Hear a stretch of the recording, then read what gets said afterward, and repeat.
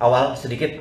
Nah, ada sahabat saya, dia adalah dokter dan bertinggal di mana? Di Inggris. Saya lupa kotanya. Dan dia mengingatkan satu hal. Dia adalah lembaga researcher. Jadi dia kerjanya cuma meriset saja. Dia mengabari saya dan sejak Februari kami intens. Dan dia menyatakan sebuah informasi yang sangat penting yang saya pikir harus dibagikan ke teman-teman dan kalau perlu ke gugus tugas COVID.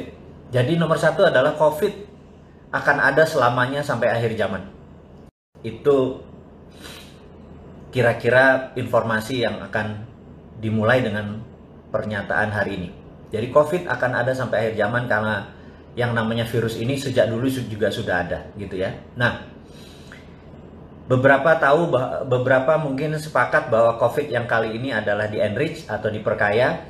Terlepas nanti teori konspirasinya, teman-teman sendirilah yang nanti bisa memutuskan apakah ini memang deadly, mematikan atau tidak. Tetapi dunia kacau balau dengan adanya COVID.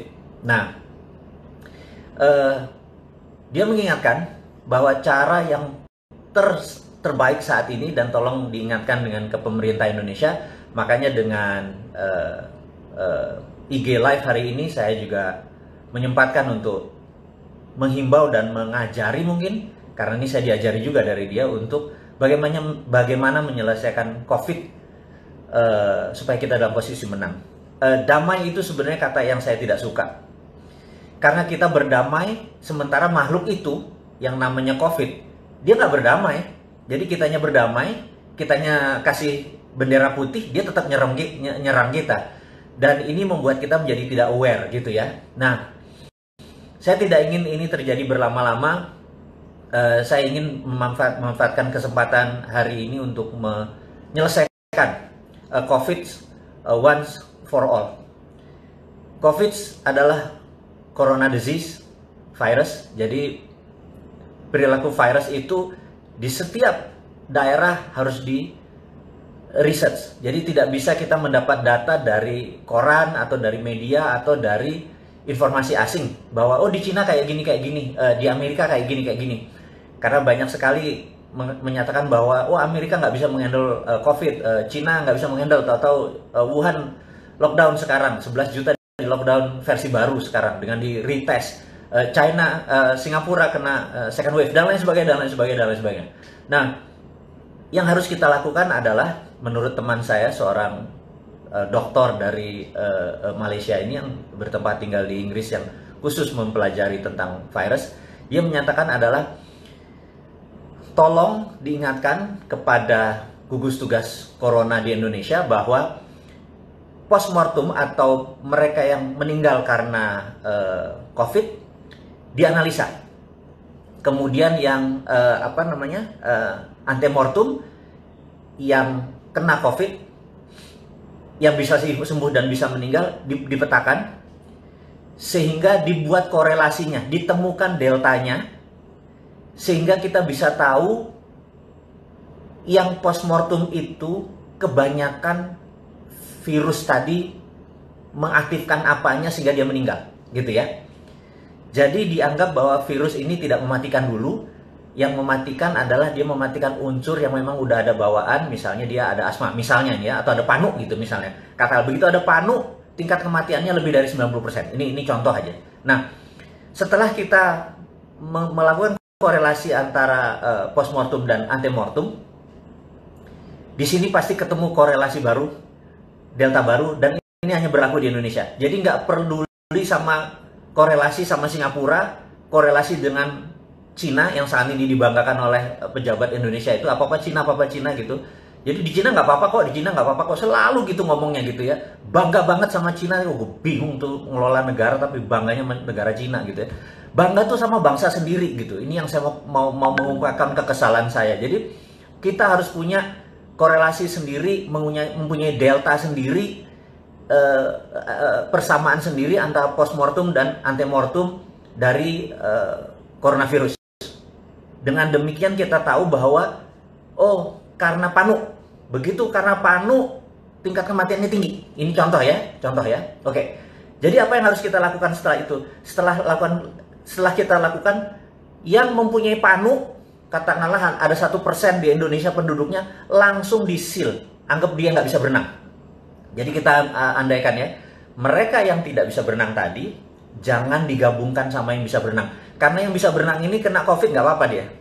Tingkat kesembuhannya 99,9. Tapi kalau PANU ini, tingkat mortalitasnya atau fatalitasnya 99%. Jadi ini yang dilindungi. Nah, jadi saat ini kita harus cepat menemukan mereka-mereka yang tidak bisa berenang, lalu langsung di corner, lalu langsung dijaga, dan yang ini garansi, ini tingkat kesembuhannya tinggi. Itulah metode yang disarankan oleh sahabat saya itu adalah lakukan ini segera dan habis itu nggak usah mikirin tentang lockdown. Udah keluar aja, karena kita akan hidup dengan COVID forever, gitu. Jadi ada istilah istilah yang lagi populer sekarang, new normal gitu ya.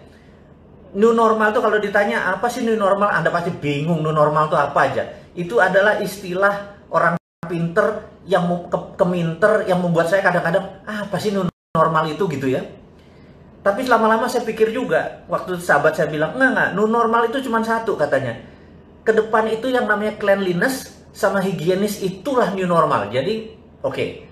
Karena kita akan hidup dengan COVID selamanya, maka new normal itu adalah kebersihan, higienis dan cleanliness dan kita mencucikan diri, disinfektan, hand sanitizer, kebiasaan kita menjadi makhluk yang lebih bersih. Nah, itu adalah new normal. Sisanya dagang akan sama, beli di harga murah, di harga tinggi jual, gitu ya. Harga saham rendah Anda beli, harga tinggi jual, gitu. Apa yang berubah gitu? Nggak ada. Itu semua ya old school gitu ya, nggak ada new normalnya gitu ya. Terus bisnis going digital dari 5 tahun yang lalu juga kita tahu bisnis going digital gitu ya. Terus ada yang bilang new world order, nah itu nanti Mas Hasbi sabar, tentang new world order kita akan turun tangan sendiri. Jadi kita sepakat bahwa COVID akan hidup sama kita selamanya, dan kita minta pemerintah sekarang menemukan delta yang baru, kausalitas yang baru, di manakah yang membuat orang-orang yang tidak bisa berenang itu cepat diketemukan. Jadi orang-orang yang punya, ini cuma istilah nggak bisa berenang, yang sisanya bisa berenang gitu ya. Karena kalau sekarang semuanya di lockdown, yang bisa berenang juga bisa mati. Matinya bukan karena COVID, tapi matinya karena ekonomi gitu ya. Nah, kita nanti akan sampai ke sana. Kemudian berita COVID kita selesaikan dulu supaya jangan lama-lama. Udah bosan kita ngomong tentang COVID. Yang kedua adalah informasi menarik, karena saya adalah orang geopolitik, geostrategik. Jadi informasinya harus ngagetin teman-teman semua. Apa yang akan saya informasikan? Dubes Cina di Israel diasasin. Jadi kita tahu beritanya bahwa kemarin hari ini Dubes Cina di Israel mati. Anda boleh menganalisa apa yang akan terjadi. Jadi saya nggak nganalisa dulu, saya ngasih mentahnya dulu bahwa fakta Dubes Cina di Israel mati. Dah gitu ya. Jadi kita siap-siap lanjut yang lain. Berikutnya adalah, itu berita internasional dulu. Jadi berikutnya adalah 13 shadow men. Jadi waktu Ronald Reagan memanggil 13 shadow men ini, orang-orang yang akan mendesain bagaimana mengalahkan Uni Soviet, 13 orang ini mendesain dan melakukan operation, dan akhirnya Soviet tahun 89-91 terguling. Puncaknya waktu di Afghanistan. Akhirnya dengan perestroikanya Gorbachev, apapun itu, mereka kekurangan uang, mereka kekurangan duit, mereka nggak ada sumber energi, Gorbachev nyerah, Soviet bubar, gitu ya. Nah, 30 tahun kemudian 13 shadow man ini baru dibuka ke publik bahwa siapa mereka. Buku-bukunya banyak luar biasa dan ceritanya keren-keren. Saya tahu teman-teman mungkin bukan pembaca gitu ya. Bahkan ada pejabat nasional yang buku-buku geopolitik, geostrategi, buku sejarah nggak dibaca, lebih memilih baca Doraemon dan Shinchan. Saya sudah baca buku Doraemon dan Shinchan, nggak ada tuh tulisan tentang Roger Robertson, orang-orang salah satu di antara 13 ini, saya nggak nemu gitu ya. Kalau dia nggak tahu siapa 13 orang ini, bagaimana bisa ngelola negara, pejabat-pejabat itu? Saya pikir kok bacanya Shinchan. Saya juga pengen, oke deh, saya mungkin akan membuat komik Shinchan untuk diisi ceritain tentang 13 Shadow Man ini supaya masuknya dari kekinian gitu ya, dengan membaca Shinchan dan Doraemon gitu ya. Nah, mungkin karena ini bukunya bahasa Inggris, sangat sedikit sekali orang Indonesia yang suka baca buku bahasa Inggris, apalagi geopolitik, sehingga hal-hal seperti gini mereka bilang, untuk apa sih, what's in it for me, untungnya buat gue apa gitu ya. Toh ada si Bosman yang bakal ceritain, it's a good point gitu ya. Ya sudah, saya aja yang cerita gitu ya. Jadi 8 dari 13 Shadow Man itu ternyata masih hidup gitu ya. Saat ini mereka seminggu terakhir setiap hari ada di Oval House, ada di West Wing, ada bertemu dengan Trump. Nah, ini yang saya mau menceritakan adalah kira-kira apa ya yang akan mereka desain. Mereka mau ngapain? Kita tahu bahwa Trump adalah nasionalis, lawannya dia adalah Republikan, di mana saat ini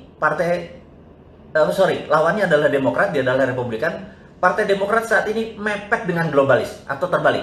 Globalis, Anda harus ingat ya, globalis adalah sebuah makhluk, sebuah kelompok, anggap aja dia virus, yang uang itu tidak beragama dan tidak bernegara, dia bisa bayar siapapun, dia borderless di mana-mana, dan mereka ini mengendalikan 60% perekonomian dunia, hanya 1% manusia ini. Jadi mereka adalah swasta. Nah, globalis ini adalah oportunis. Mereka selalu hidup seperti nempel, seperti ada inangnya gitu ya. Kemarin mereka nempel di Partai Demokrat. Dan ini saya harus menceritakan dulu. Jadi di zaman Reagan dan dilanjutkan dengan George Bush senior, negara Amerika dikelola itu persis seperti ngelola Cold War dengan strategi perang dingin. Jadi di dunia Cold War yang perang adalah intelijen. Jadi benar-benar perangnya itu adalah bukan perang kombatan saja, perang nuklir saja, tetapi perang intelijen. Jadi dunia spy, dunia seperti James Bond itu benar-benar lagi jaya-jayanya gitu ya. Kalau saya James Bond zaman modern, James Bond saya adalah penjaga masjid dan tukang kebon. Jadi itu beda dikit lah sama James Bond yang ganteng-ganteng itu. Dia membunuh, kita menyangkul gitu ya. Kita mau marbot masjid, kita ngurusnya masjid. Tapi bukan massage dan pijit ya, masjid beneran kita mah. Bukan masjid massage dan pijit, keterlaluan loh kalau massage dan pijit. Oke. Jadi mereka ber-13 itulah yang mendesain rubuhnya Soviet. Dan mereka sekarang dipanggil, 8 orang masih hidup, usianya paling muda 74 tahun, yang tua ada 88 tahun. Mereka masih gagah. Apa yang mereka desain? Mereka ini anti globalisasi, mereka anti Wall Street. Karena itu jangan kaget begitu Trump menyatakan akan menutup Wall Street. Gila nggak tuh? Nah, teman-teman mungkin bingung. Ini Trump ini presiden kayak apa sih gitu ya? Nah, teman-teman saya akan melanjutkan dulu cerita supaya teman-teman paham dunia seperti apa sih yang kita hadapi saat ini. Kita kalau nggak paham, kita gelegean gitu ya, memahami ini Cina mau ngapain, Yuan, Toto punya renminbi, Toto punya digital money. Terus kita kayak kagum, wah hebat ya. Terus kita Amerika dengan kapalnya, wah hebat ya. Kita gumunan gitu ya. Ketidaktahuan kita ini membuat kita kadang-kadang naif bahwa ada dangers di antara ketidaktahuan itu. Nah, saya mau menceritakan lagi bahwa Amerika adalah negara swasta. Sahabat semua, Amerika adalah negara swasta. Jadi negara swasta itu heavy on private. Cina adalah negara yang heavy on government, semuanya pemerintah gitu ya. Nah, Indonesia ini heavy on, nah Anda jawab dia, Indonesia tuh cenderungnya kemana? Jadi kalau dilihat apa-apa searahnya pemerintah gitu, bangun jalan tuh pemerintah, rakyat cuma suruh keprok gitu ya. Ini udah selesai rakyat, udah selesai keprok gitu. Kita ini heavy on government, kita meniru Cina. Nggak enak lagi gue nyebut Cina mulu nih. Cinanya Tiongkok ya, bukan Cina bangsa, bukan Cina ras. Ini harus diingetin. Saya nggak anti sama Cina, saya nggak anti sama ras Chinese. Sekali lagi, saya anti sama Tiongkok yang komunis. Paham ya? Clear ya? Ini harus saya lurusin lagi. Jadi kalau saya ngomong Cina, itu bukan ras.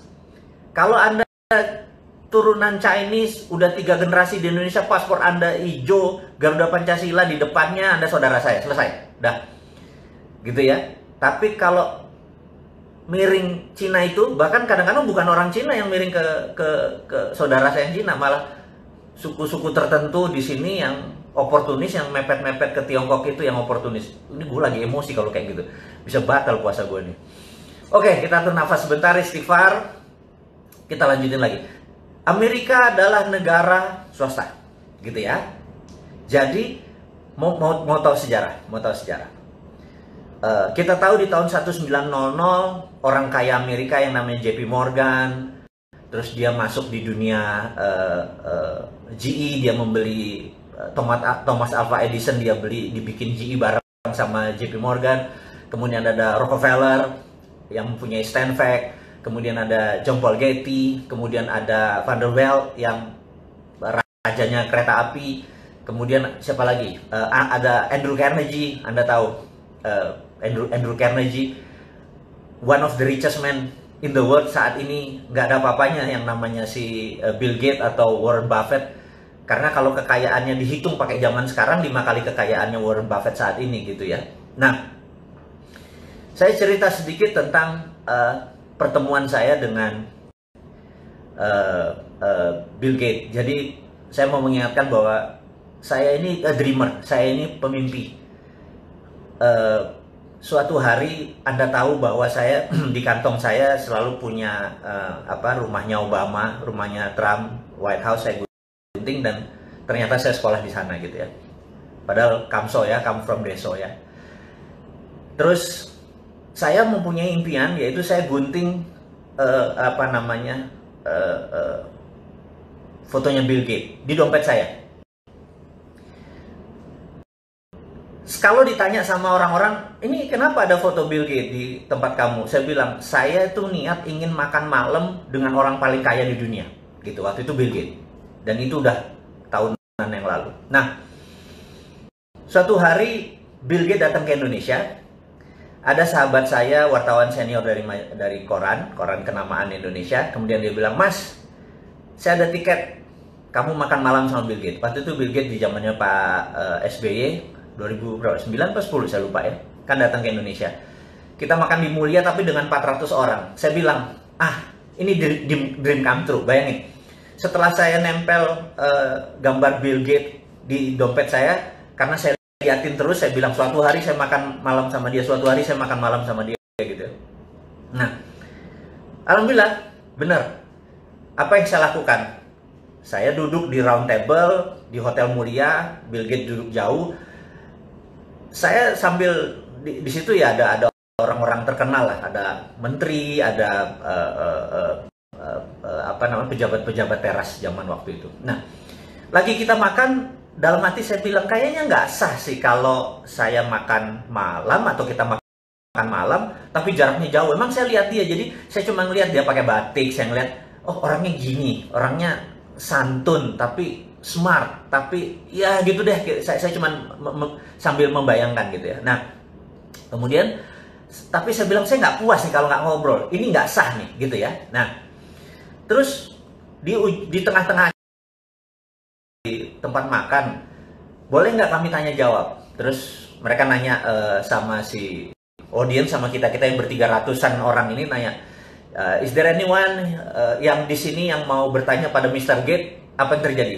300-nya angkat tangan. Saya mau gitu ya. Saya bilang, oh gila. Terus, dia bilang, temennya ngomong di sebelahnya, oke, Mr. Gates maybe only bisa answer dengan 5 pertanyaan aja, jangan banyak-banyak. So, siapa yang mau nanya, tolong nulis di kertas gitu ya. Nah, wah, semua orang naik tangannya. Dan saya bilang, oke, saya take the moment. Ini kan moment of greatness ya. Saya ambil kertasnya, saya tahu kan teman-teman tahu bahwa saya memiliki sebuah keilmuan, ya ilmu kuno sih, ilmu nggak keren-keren banget bagaimana memprogram pikiran bawah sadar seseorang. Saya bilang dia pasti baca tulisan saya, saya tulis gitu ya, saya lipat, saya taruh. Oke, kemudian makan seperti biasa, kemudian Mr. Gates buka satu-satu, terus udah selesai makan nih, terus gimana, ada yang mau nanya? Terus dia bilang, oke. Saya udah pilih beberapa katanya. Terus who is, dia sebut sebuah nama gitu ya. Dia bertanya apa rencana Bill Gates di Indonesia. Terus Bill Gates cerita, kami akan berencana membuat laptop komputer murah di bawah $100 supaya orang bisa ini dan terkoneksi dengan sistem dan sebagainya. Cita-cita mulia lah, CCM lah gitu ya. Kemudian pertanyaan kedua, who is, dia sebutin seorang menteri gitu ya, kayaknya dipesen nih. Oke, menteri ini bertanya ini, seorang ibu menteri. Dia cerita. Kemudian dia break lagi. Terus lama berhenti di satu kertas, terus I don't like it. Terus dia taruh, tapi kan mic-nya masih kedengeran kan, mic-nya di sini. Terus ditaruh, dia bilang terus dia nyari question, pertanyaan yang menurut dia oke, gimmick kayak kecil-kecil. Udah 4 pertanyaan. Dia bilang, oke, the last pertanyaan terakhir, the last question katanya gitu. Terus diangkat satu kertas, gitu ya. Terus orang sebelahnya bilang, what is this? I don't know, I don't like the question gitu ya. Ini kata-katanya dia nih. Terus saya udah tahu nih, jangan-jangan gue bener ya, itu ya. Terus apa yang terjadi? Well, I would like to know this gentleman. Terus karena dia ngomong-ngomong itu, orang-orang bilang, udah, lu udah kayak gitu, lu baca aja lah itu pertanyaannya gitu ya. Jadi cair suasana. Terus dia bilang, well anyway, I don't like the question. Jadi dia ngomong sama orang sebelahnya gitu. Anyway, lu udah brought up anyway katanya. Terus apa yang dilakukan? Who is a Mardikuwiek? Wah, udah kayak orang Polandia gua. Saya berdiri. 300 orang nengok ke kita jadi kayak kecil. Saya gila gitu ya. Terus dia bilang, dia natap saya, dia bilang, so you, kenapa lu nanya ini gitu ya? Oke. Dia ngomong, I don't think the world is ready, kata dia. Tuh orang nanya, lu ngomong apa sih? Kan mereka nggak tahu. Mereka pertanyaan adalah, what was the question? Orang ini nanya apa sih sampai lu nggak ready gitu? Tahu nggak apa yang saya tulis? Dan Mr. Gates bacakan. Dia bilang begini. This gentleman, katanya, bilang, I could never be like Andrew Carnegie. Jadi saya menulis di kertas itu, you will never be like Andrew Carnegie. Gitu ya. Dia bilang, jadi dia tulis, I would never be like Andrew Carnegie, gitu ya. And this is right, katanya. Gue nggak akan pernah bisa kayak Andrew Carnegie. Itu kata Gates, gitu ya. Semua orang bingung. Ini komunikasinya apa gitu? Anda tahu apa yang dilakukan Mr. Gates? Bill Gates membuka dompetnya. Kemudian dia kasih potret, gambar kayak foto saya itu. Dia bilang, see, fotonya Andrew Carnegie ada di dompet gue, katanya. Saya juga kaget. Dan you are right. I would never be like him. Terus, oke. Saya ceritakan dulu kenapanya gitu ya. Saya mengidolakan Bill Gates mengidolakan Andrew Carnegie. Jadi saya tuh waktu itu berpikir, dalam hidup seseorang pasti punya punya drive yang membuat dia menjadi segitu powerful seperti sekarang. Dan pasti ada role model. Dan saya lihat dia Bill and Melinda Gates ini, kalau pendapatan dia $60 billion, $20 billion ada di Bill and Melinda Gates. Jadi dia berzakat itu 30-40% gitu ya. Mungkin 30%. Duitnya lebih dari $18 billion. Cukup powerful. Pasti dia punya sebuah role model. Dan saya tahu the biggest philanthropy in the world adalah Andrew Carnegie. Jadi Andrew Carnegie adalah, Anda boleh cek siapa Andrew Carnegie. Di seluruh dunia, museum Andrew Carnegie itu ada. Gitu ya. Anda kalau pergi ke Singapura ada, pergi ke Bulgaria ada, Anda pergi ke London Anda ketemu museum Andrew Carnegie. Andrew Carnegie mendedicate uangnya untuk pendidikan, informasi, dan museum, koleksi-koleksi sains. Nah, Andrew Carnegie di tahun 1900 dia menjual US Steel, dia memiliki Dow Jones, dan Anda tahu Dow Jones, saya udah nggak bisa diceritain lah. Nah, ada New York Stock Exchange dan lain sebagainya. Yang jelas dia punya US Steel yang waktu dia jual angkanya $1 billion. Pada saat sekarang waktu dia menjual US Steel itu di 19 sekian itu, kekayaannya itu kira-kira 4 kali kekayaan Bill Gates saat ini. Jadi kalau Bill Gates punya berapa? Katakanlah 80 billion, dia punya 4 kalinya, 320 billion. Jadi kita tahu itu duit waktu itu. Nah, Anda boleh cek di Wikipedia. Di tahun 1898, Filipina ingin merdeka dari Spanyol. Dan Spanyol waktu itu minta uang $20 billion. Filipina nggak punya uang tebusan seperti itu memerdekakan Filipina, dan Filipina minta Amerika. Amerika nggak punya uang, Federal Reserve nggak punya uang, dan Federal Reserve meminta Andrew Carnegie menebus $20 billion untuk kemerdekaan Filipina. Sahabat, apa yang dilakukan? Andrew Carnegie membayar tunai 20 billion dollar. Sebuah negara yang dia merdekakan, tanpa sekalipun dia pernah injak itu tanah Filipina. Jadi, ini membuktikan satu hal, bahwa swasta Amerika lebih kaya daripada negara Amerika. Dan Andrew Carnegie menjadi the biggest philanthropy yang menjadi role modelnya Bill Gates. Karena itu di dalam analisa saya, menganalisa Bill Gates, saya menebak bahwa dia pasti punya role model gitu ya. Dan saya menebak pasti Andrew Carnegie. Saya nggak pernah tahu, tapi ini kemampuan analisis, kemampuan Sontoloyo. Yang Sontoloyo itu saya bilang, oke, you could never be like Andrew Carnegie. Lo nggak akan pernah bisa menjadi seorang Andrew Carnegie. Dan dia bilang, you are right. Gue nggak pernah bisa jadi Andrew Carnegie. Nah, jadi itulah yang memotivasi dia. Itulah yang memotivasi saya bahwa kalau Andrew Carnegie pernah begini, di rumah yatim pun saya mencoba mendedikasikan kecil, filantropi kecil, nggak jauh sekali dari seorang Bill Gates dengan foundationnya atau Andrew Carnegie. Tapi ini gamesnya, mau jadi the best of the best of the best ya kita berkompetisi dengan the best, berkompetisi dengan Andrew Carnegie gitu ya, bukan berkompetisi sama 4L gitu ya, itu bukan kompetitor kita gitu. Dia pernah ya gitu, kompetitor kita gini, bukan kompetitor, role model gitu ya, dan kita bersaing sehat. Kalau 4L mah udahlah, gue males ngomongnya. Anyway, teman-teman, ini hanya membuktikan bahwa swasta itu lebih powerful daripada negara Amerika. Nah, kita tahu setelah Perang Dunia Kedua, Amerika baru menggunakan printing money dengan New Deals-nya, akhirnya negara Amerika lebih kaya dari swastanya. Jadi, sahabat semua, saya cuma mengingatkan bahwa swasta Amerika tuh berkompetisinya sama negara Amerika, gitu ya. Karena itu di sana kalau sekolah tuh ada 2. Dan sebagainya, begitu lulus biasanya menjadi anteknya globalis di Wall Street atau menjadi globalis. Kalau mereka belajar di seperti di Illinois University, apapun lah, Chicago juga nggak nyampe ini, mereka ini paling jadi pegawai World Bank, IMF, atau bankers gitu ya. Ana harus mengingatkan ini 2 ini. Nah, Wall Street ini saat ini menguasai mungkin 60% kekayaan dunia. Jadi Tencent di situ, Alibaba di situ gitu ya. Ini kita mau melihat how the world work, bagaimana cara dunia bekerja. Jadi ada paham apa yang terjadi. Nah, sewaktu Trump menyatakan akan menutup Wall Street, itu dia mengancam globalis sebenarnya, supaya lu jangan sama Demokrat, lu sama gua gitu ya.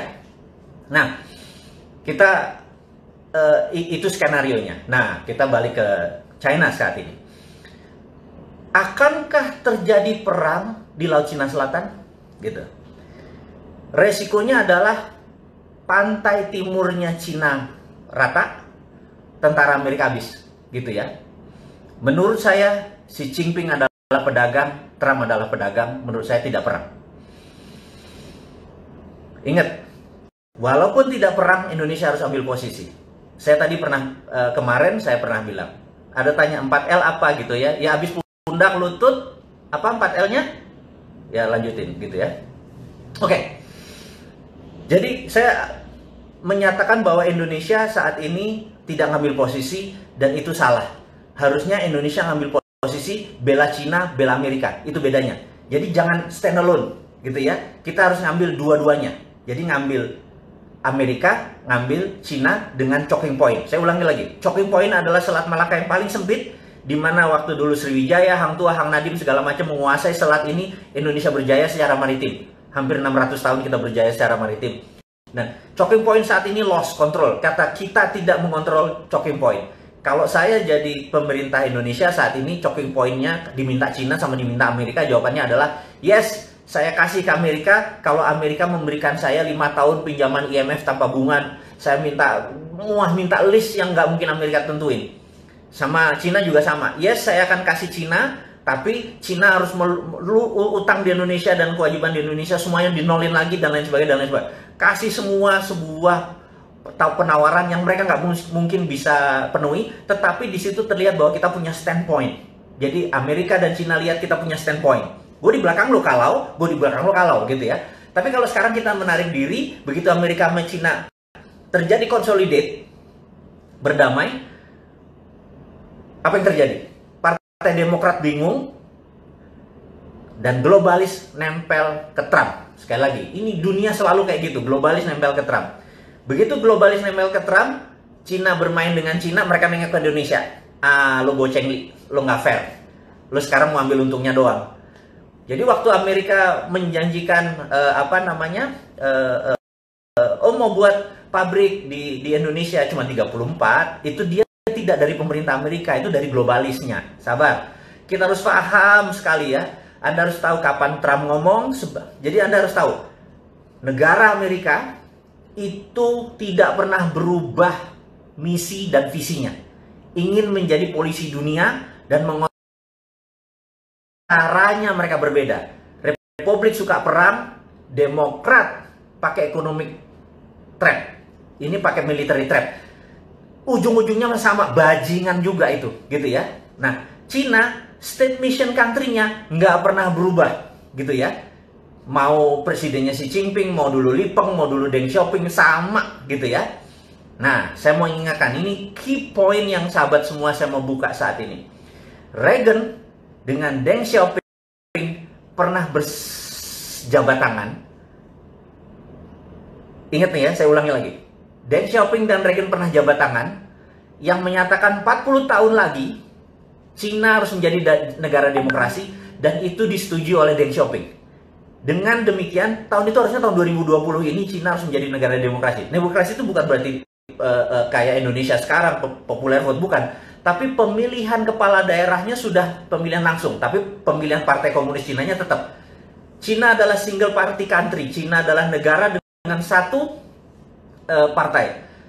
Dan di dunia ini ada 7 negara yang single party, seperti Meksiko juga single party. Jadi Anda jangan kaget-kaget ya kayak gini pelajaran-pelajaran geopolitik, geostrategi ini. Anggap aja ini lagi Lemhanas, Anda nggak usah ikut 9 bulan Lemhanas, cukup dengerin Bosman ngomong, Anda udah ikut Lemhanas gitu ya. Nah, sampai mana tadi gue lupa. Oh, dia salaman sama Deng Xiaoping, jadi 2020 ini. Tetapi Xi Jinping punya agenda lain. Jadi Reagan, balik lagi Reagan. Trump saat ini ingin menghukum Xi Jinping untuk mengingatkan, dulu bapak negara lo yang namanya Deng Xiaoping itu sepakat sama Reagan untuk menjadi democratic country. Lo inget ya? Nah, lo membangkang nih ya gitu. Jadi ini ada sejarahnya, bukan sekedar trade war. Jadi kalau yang naif tuh bilang, oh ini perang dagang nggak apa-apa kok, nggak ganggu kita gitu ya. Kebanyakan baca Shinchan sih, jadi gerah gua kadang-kadang gitu. Nah, kita harus tahu bahwa ini ada sejarah. Nah, jadi si Trump ini punya postur adalah, lo mau jadi democratic country lagi nggak? Kalau nggak, Hongkong gue gerakin nih, gitu ya. Dia punya tombol-tombolnya. Jadi mereka ini 2 perang. Sekali lagi, 2 perang. Kalau kita nggak ngerti, toto kita terpecah 3 aja kayak Ghost Fleet. Anda tahu bukunya Ghost Fleet yang dibaca oleh Prabowo, yang tulisannya Peter Senge, seorang analisnya CIA. Kalau protokolnya Ghost Fleet dibaca kayak Balkan, Indonesia pecah 3 beneran nanti, gitu ya. Nanti kita bahas di minggu depan tentang Ghost Fleet. Sekarang jam piro iki? Oh, udah 40 menit loh. Gak bayar dulur-dulur ini. Kasih 40 menit ilmu, minta nambah lagi ya gitu ya. Oke, teman-teman. Jadi dengan adanya perang tadi sebenarnya ada sejarahnya. Karena itu Reagan memanggil 8 orang yang masih hidup dari 13 warrior ini untuk pengen tahu dulu tuh rencana lo apa sih dengan China, karena dengan Soviet kan sudah jelas, dengan China dia kasih ingat bahwa Deng Xiaoping dulu pernah shake hand. Nah, karena itu saya dalam tulisan saya di video 2030 tahun 2030 China adalah the biggest democratic country in the world. Bayangin, dengan 1,7 billion atau 1,7 miliar manusianya dia menjadi demokratik. Pemilihan daerahnya nanti akan, jadi sekali lagi saya mau ingatkan, China akan menjadi loose. Dengan bargain tersebut, currency dia menjadi lebih leluasa, tapi Trump akan memenangkan lagi. Ingat ya, ini sekali lagi, Trump bisa menang nih. Jadi Trump pulang kampung nanti menyatakan dia menang terhadap China. China bilang kita juga nggak kalah. Jadi dia bukan bilang menang ya, China nggak kalah, nggak kehilangan muka di negaranya. Nah, Trump selesai masalahnya. COVID sekali lagi nggak terlalu penting karena kita live with COVID forever. Oke, sahabat semua. Ada Terakhir mungkin saya sekedar mengingatkan bahwa beberapa kita mendapatkan berita bahwa China punya renminbi, punya digital currency, punya dan anti dolar. Tar dulu. Itu misleading kalau anti dolar. Dia memainkannya di dalam negeri. Sekali lagi, dia memainkannya di dalam negeri. Dan kita juga nggak mau kalah dong. Kita kan dari dulu juga sudah bilang bahwa kalau kita ini kan Sontoloyo dapat mandat, tapi tenang, saya tidak akan masuk ke politik, saya janji, karena passion saya nggak di situ. Tapi kalau kita dapat mandat atau misi ini ada yang terima, kita kasih juga. Kita adalah heavy on private, jadi swastanya tapi bukan kapitalis, bukan 9 naga yang jadi kaya, UKM yang jadi kaya. Jadi kita ini juga pro on private, tetapi UKM. Karena itu kita bangun Santara, kita bangun Rifit, kita bangun organisasi untuk mengangkat UKM. Jadi kita tahu 2030 85% ekonomi dikuasai oleh UKM yang going global. Ini mark my word ya. Anda boleh catat kata-kata saya kalau 2030 tidak terjadi 85% ekonomi dunia, saya kasih Anda $1 juta. Anda ingetin, bosman, $1 juta lo janjiin kalau tahun 2030 85% dunia ini yang menguasai adalah UKM yang going global. Jadi nanti buktinya apa? Sekarang ini perusahaan besar pivotnya susah. Jadi kayak Unilever, Ultra itu pivot begitu ada perubahan terhadap COVID, terhadap distancing dan lain sebagainya. Merubah badannya yang besar itu nggak mudah. Tapi UKM 2 bulan kolaps, ada yang tinggal 10%, ada yang bangkrut dan lain sebagainya. Tapi besok dia udah hidup lagi karena UKM itu pivotnya gampang, mindahinnya gampang. Nah, sahabat semua, jadi tahu karena demikian, kita filosofinya adalah menolong mengangkat UKM. Jadi misi kita jelas, mengangkat UKM. Gimana UKM menjadi berdiri. Dan kita nggak peduli sama pemerintah. Pokoknya jangan diganggu aja kita. Biar urun dana ini berlangsung dengan baik. Itu satu. Yang kedua yang saya mau ngomongin. Tapi ini too early. Saya minta too early karena ini masih beta. Beta adalah, teman-teman, beta ya. Sabar. Saya mau memberikan sesuatu yang teman-teman harus